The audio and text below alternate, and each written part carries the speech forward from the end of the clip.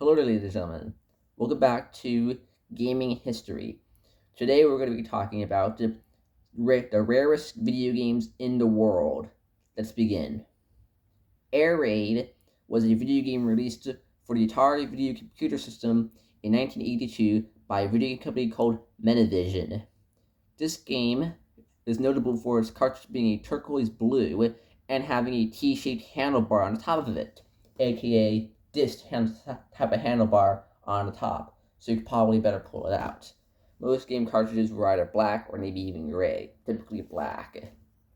Now, only 15 known copies of Air Raid are known to exist, some boxed, some not.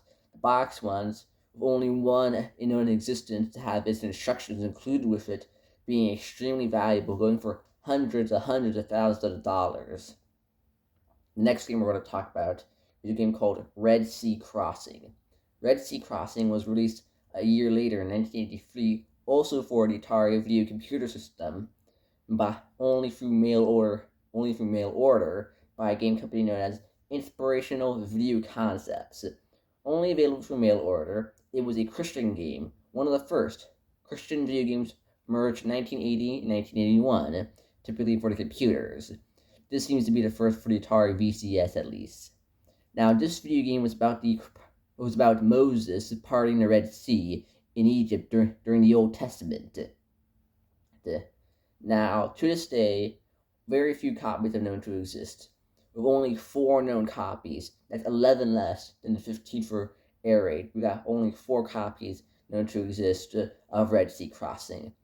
As besides that, we also have a magazine ad for it, as it was mail order again. So besides that, we don't have much for the game.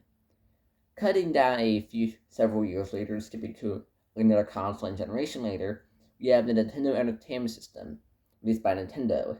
In 1990, Nintendo held the Nintendo World Championships.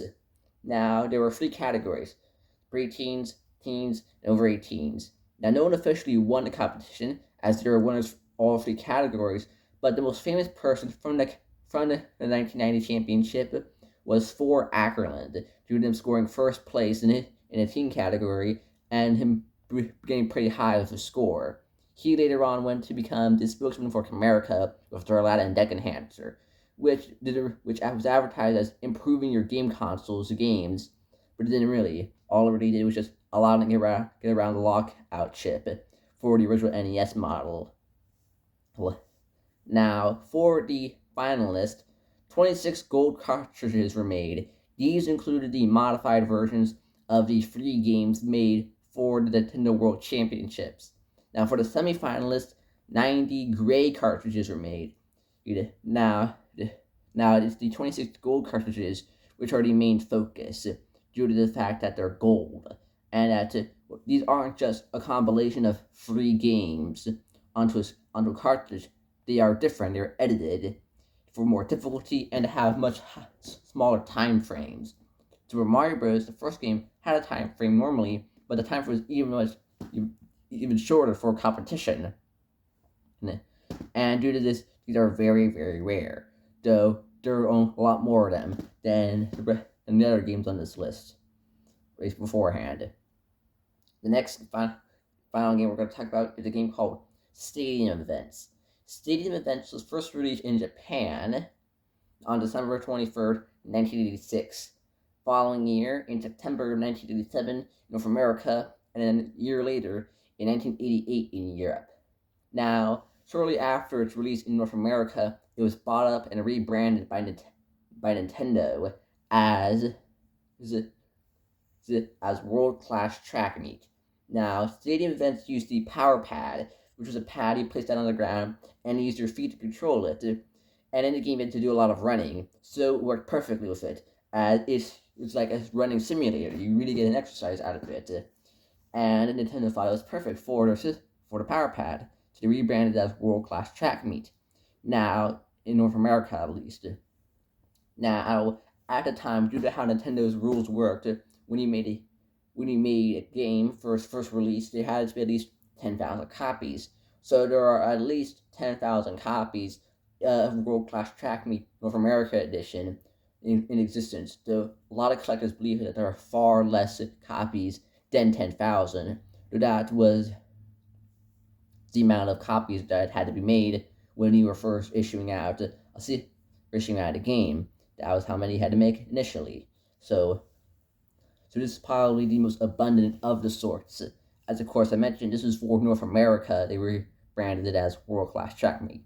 But the game is more or less the same.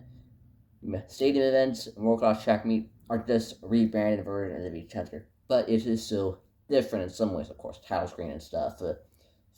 But the World Class Trackmate is a very, very rare game, at least for the Nintendo Entertainment System. But it's probably one of the more achievable ones you could probably get your hands on. Air Raid and Red Sea Crossing are probably practically impossible to get your hands on.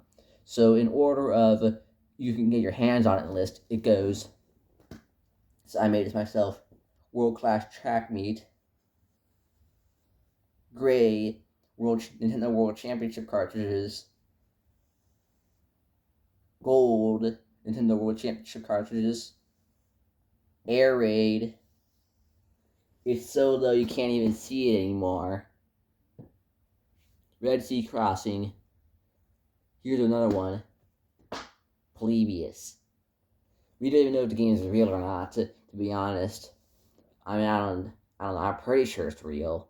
I'm pretty sure if it wasn't real, then what did I play for several hours on end, weeks on end?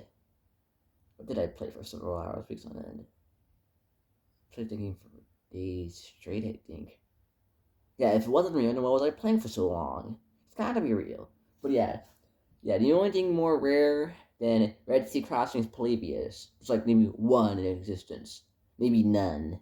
But I'm pretty sure there's at least one because I definitely played it. Because what else was I playing?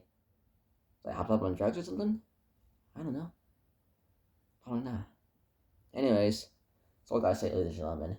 Well, still see you around. Bye. Have a nice time.